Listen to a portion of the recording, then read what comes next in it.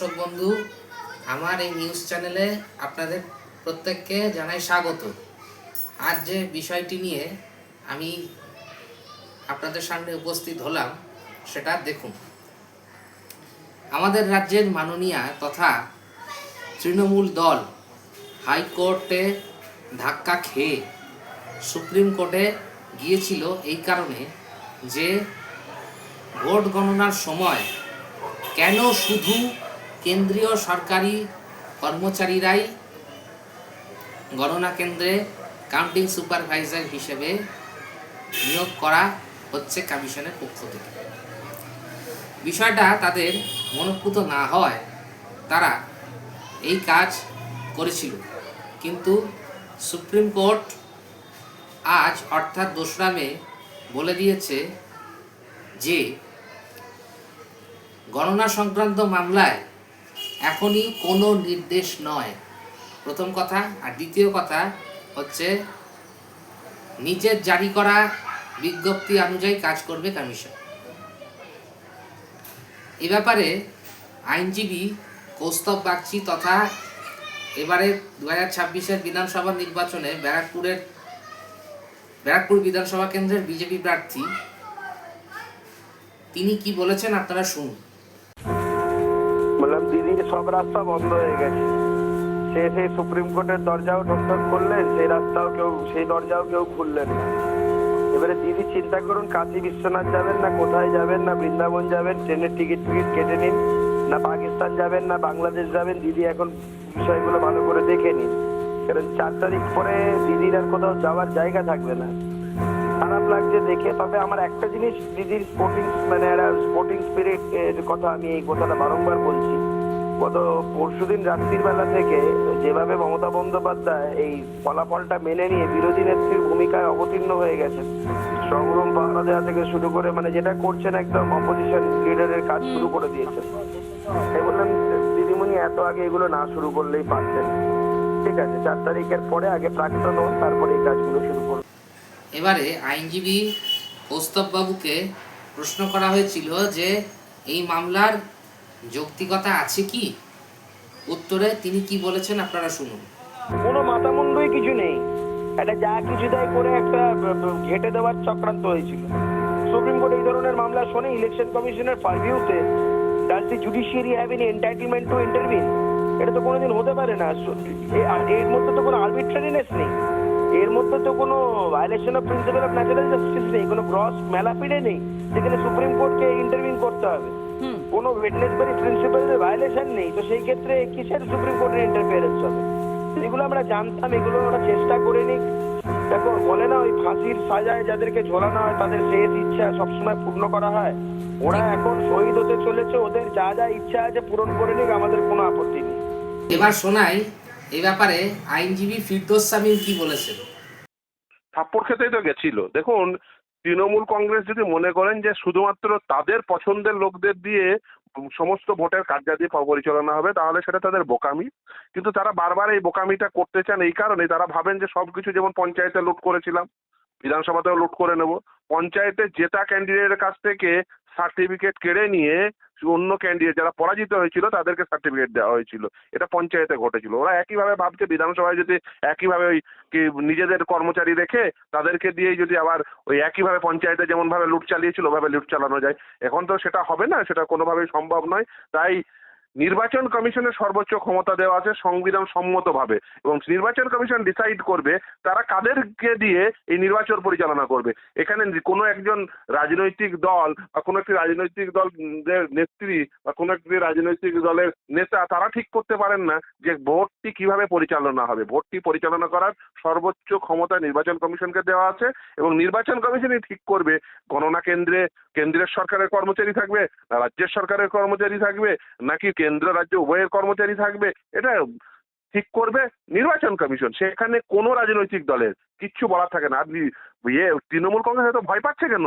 অন্য কোনো রাজনৈতিক দল তো ভয় পাচ্ছে না। কেন্দ্রের সরকারের কর্মচারী থাকবে, ওই সিপিএম ভয় পাচ্ছে না, তো ওই কংগ্রেস ভয় পাচ্ছে না, কই আইএসএফ ভয় পাচ্ছে না, তাহলে তৃণমূল কংগ্রেস অত ভীত সন্ত্রস্ত হয়ে যাচ্ছেন কেন? তার কারণ তৃণমূল কংগ্রেস বুঝেছে লুটপাট না করলে তারা জিততে পারবে না। এর আগে পঞ্চায়েতে লুটপাট করে জিতেছিল, আবার ভেবেছে যে বিধানসভাতেও একইভাবে লুটপাট চালিয়ে, বিশেষ করে নির্বাচনী ফলাফল কেন্দ্রে যেখানে ভোট গণনা হবে, কাউন্টিং সেন্টারে, সেখানে নিজেদের কর্মী রেখে যদি কেউ জিতেও যায় তারপরেও আমরা ওই সার্টিফিকেটটা লুটপাট করে নিয়ে নেব। এটা হয় না।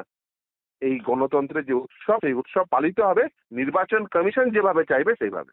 একদমই একদমই। এবং শুধু তাই না, দেখুন এর আগে 26,000 চাকরি বাতিল হয়েছে। আপনি জানেন না ডাব্লিউবিসিএস হিসেবে কতজন সাদা খাতা ওরকম ডাব্লিউবিসিএস রয়েছে?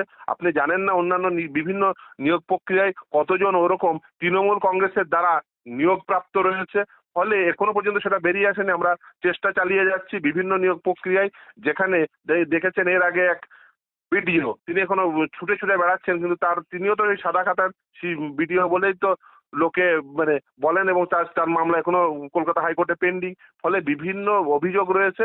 এখন রাজ্যের সরকার চাইছে সেই সমস্ত কর্মচারীদের দিয়ে যদি এই গণনাটা করানো যায় তাহলে একমাত্র ওদের জেতার সম্ভাবনা রয়েছে, না হলে ওদের কোনো জেতার সম্ভাবনা নেই। ভীত সন্ত্রস্ত হয়েছেন, তাই নিজের কর্মচারীদের দিয়ে, ওদের যাদের পছন্দের কর্মচারীদের দিয়ে ওদেরকে গণনা করতে দিতে হবে, তবেই একমাত্র ওরা জিতবে, না হলে জিতবে না। এটা বুঝে গেছেন, সেই জন্যই এই দেখতে চেষ্টা করলেন, কলকাতা হাইকোর্টে গেলেন থাপ্পড় খেলেন, সুপ্রিম কোর্টে গেলেন থাপ্পড় খেলে ফিরে এলেন। এই থাপ্পড় খাওয়ার জন্যই গেছিলেন। সেদিনও বলেছিলাম, এর আগের দিনও বলেছিলাম, যেদিন কলকাতা হাইকোর্টে থাপ্পড় খেয়েছিল, যে নির্বাচন কমিশনের সংবিধান সম্মতভাবে সর্বোচ্চ ক্ষমতা রয়েছে, তারাই ঠিক করবেন কাদের দিয়ে গণনা করবেন। এবং আপনি সব দিকে অবাক হয়ে যাবেন, দেখুন কোন রাজনৈতিক দল, না কংগ্রেস, না বিজেপি, না সিপিএম, না সিপিআই, না আরএসপি, না আইএসএফ, না অন্য কোনো রাজনৈতিক দল, অন্য কোনো রাজনৈতিক নেতা, তারা কেউ বলছে, মোহাম্মদ সেলিম বলেছেন, নওশাদ সিদ্দিকী বলেছেন, শুভেন্দু অধিকারী বলেছেন, অজিত চৌধুরী বলেছেন যে না আমাদের ওই কর্মচারী পছন্দ না, এই কর্মচারী পছন্দ। মমতা বন্দ্যোপাধ্যায় বা তারা কেন বলছেন?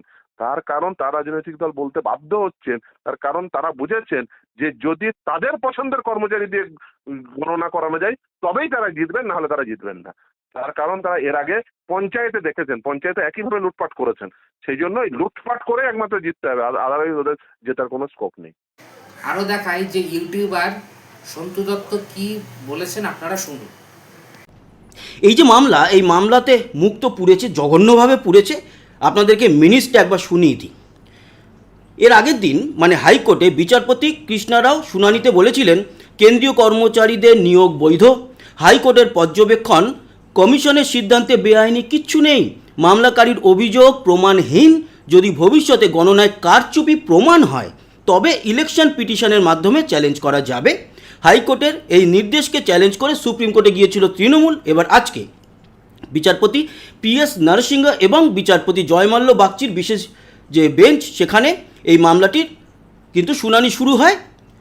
এবং শুরুতেই যেটা কপিল সিব্বলের সওয়াল ছিল সেটা হচ্ছে এই জরুরি ভিত্তিতে শুনানির আবেদনের জন্য প্রথমে তিনি ক্ষমা চেয়ে নেন, তারপর তিনি বলেন আমাদের 4টি গুরুত্বপূর্ণ ইস্যু রয়েছে। গত 13ই এপ্রিল জেলা নির্বাচনী আধিকারিকদের কাছে নোটিশ জারি করা হয়েছিল, কিন্তু আমরা সেটা জানতে পারি 29 তারিখে। কমিশন আশঙ্কা করছে প্রত্যেকটি বুথে নাকি সমস্যা বা অশান্তি হতে পারে, কিন্তু এই ধারণা তারা কোথা থেকে পাচ্ছে এটা অত্যন্ত উদ্বেগজনক।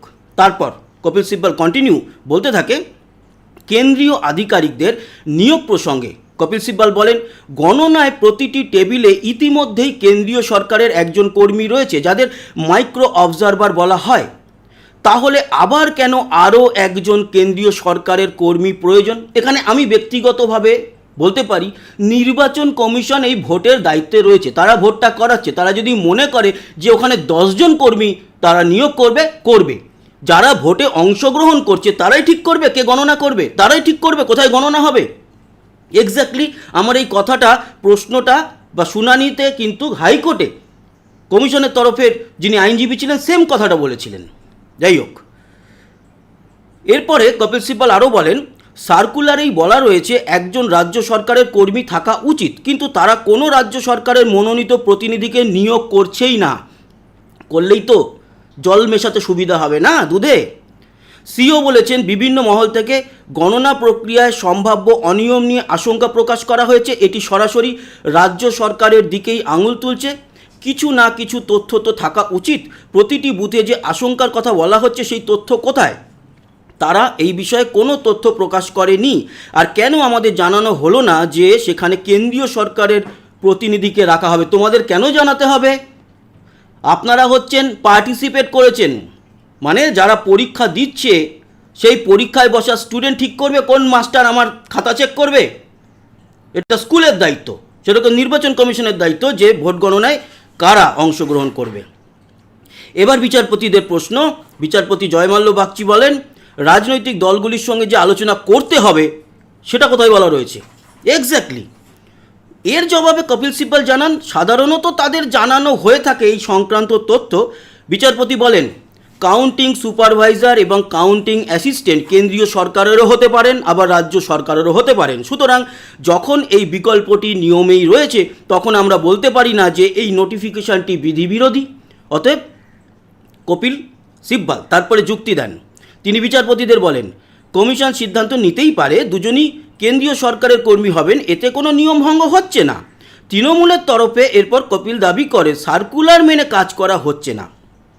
বিচারপতি জয়মাল্য বাগচি বলেন, যদি সার্কুলারে এমনটা বলা থাকতো তবুও আমরা তাতেও কোনো অন্যায় খুঁজতে পারতাম না, কারণ নিয়মেই বলা আছে কেন্দ্রীয় সরকার বা রাজ্য সরকারের কর্মীকে এই পদে নিয়োগ করা যেতে পারে। তৃণমূলের আইনজীবী এরপরে মানে কপিল সিব্বল যুক্তি দেন, রাজ্য এবং কেন্দ্রীয় সরকারি কর্মীদের মধ্যে থেকে এলোমেলোভাবে বাছাই করা উচিত ছিল। মানে ওই লাইন দিয়ে দাঁড়িয়ে থাকবে, আপনি আসুন আপনি আসুন আপনি আসুন, এবার দেখবে না যে কে কেন্দ্রীয় সরকারের কে রাজ্য সরকারের, এরকমভাবে নাকি উচিত ছিল। তাতে এবার বিচারপতি নরসিংহ রাজ্য সরকার ও কেন্দ্রীয় সরকারের কর্মচারীদের পৃথক করে দেখা উচিত নয় বলে মন্তব্য করেন। তিনি বলেন, রাজ্য সরকার ও কেন্দ্রীয় সরকারের কর্মচারীদের আলাদা হিসেবে দেখার মধ্যে আরেকটি বিভ্রান্তি রয়েছে। আসলে তারা সকলেই সরকারি কর্মচারী। সুপ্রিম কোর্ট এরপর জানায় যে গণনা সংক্রান্ত তৃণমূলের মামলায় তারা এখনই কোনো নির্দেশ দিতে রাজি নয়, মানে খারিজ আর কি। কমিশন নিজের করা বিজ্ঞপ্তি অনুযায়ী কাজ করতে পারবে, অতিরিক্ত কোনো নির্দেশের প্রয়োজনীয়তা নেই আপাতত। এবার শেষ করি এই মিনিস্ট, সেটা হচ্ছে কমিশনের আইনজীবী কী বললেন। তিনি বলেন যে গণনায় রিটার্নিং অফিসারের সর্বোচ্চ ক্ষমতা রয়েছে, তিনি রাজ্য সরকারের ক্যাডারেরই আধিকারিক। তাছাড়া প্রত্যেক প্রার্থী নিজস্ব কাউন্টিং এজেন্ট গণনায় থাকবেন, তাই মামলায় যে আশঙ্কা প্রকাশ করা হচ্ছে তা সম্পূর্ণ ভিত্তিহীন। তারপর শুনানি শেষ হয় সুপ্রিম কোর্টে। তৃণমূলের এই মামলার শুনানি শেষে শুধু ওদের ভাষাতে, হয়তো ওনারা ভদ্রভাবে বলেছেন, আমাদের মতো ছোট লোকদের ভাষাতে বলা যেতে পারে, চল হাট যা হুর হুর হুর। ওদিকে ডায়মন্ড হারবারে আবার ভোট হচ্ছে। মগরাহাট পশ্চিমের 11টি বুথে রিপোলিং হচ্ছে। ডায়মন্ড হারবারে মোট 4টি বুথে ভোট আবার হচ্ছে, অর্থাৎ রিপোলিং হচ্ছে। ওদিকে ফলতার অর্থাৎ ফলতা বিধানসভা কেন্দ্রের ব্যাপারটা এখনো নিষ্পত্তি হয়নি। ফলতার বিখ্যাত তথা কুখ্যাত তৃণমূল প্রার্থী জাহাঙ্গীর খানের কথা তো আপনারা সকলেই জানেন। সেখানে আবার রিপোলিং হবে কিনা তা এখনো জানা যায়নি।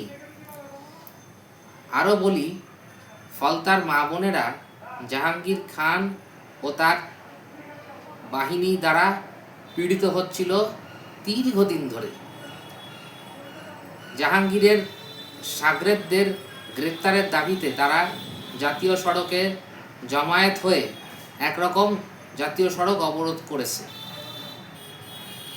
অভিযোগ, পুলিশ 12 ঘন্টা সময় চাইছিল, কিন্তু 24 ঘন্টা পরেও ধরা পড়েনি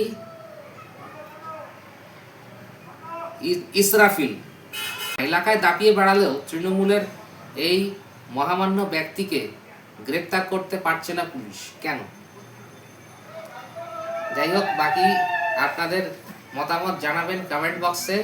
ভালো লাগলে ভিডিওটি লাইক করবেন এবং বন্ধু বান্ধবদের মধ্যে প্রচুর পরিমাণে শেয়ার করবেন, এবং আমার চ্যানেলটিকে অতি অবশ্যই সাবস্ক্রাইব করুন। পাশে থাকা বেল নোটিফিকেশনটিকে অল সিলেক্ট করে রাখবেন সবার প্রথম নোটিফিকেশন পাওয়ার জন্য। আপনারা সকলে খুব ভালো থাকবেন, সুস্থ থাকবেন। দেখা হচ্ছে আবার নেক্সট ভিডিওতে। নমস্কার।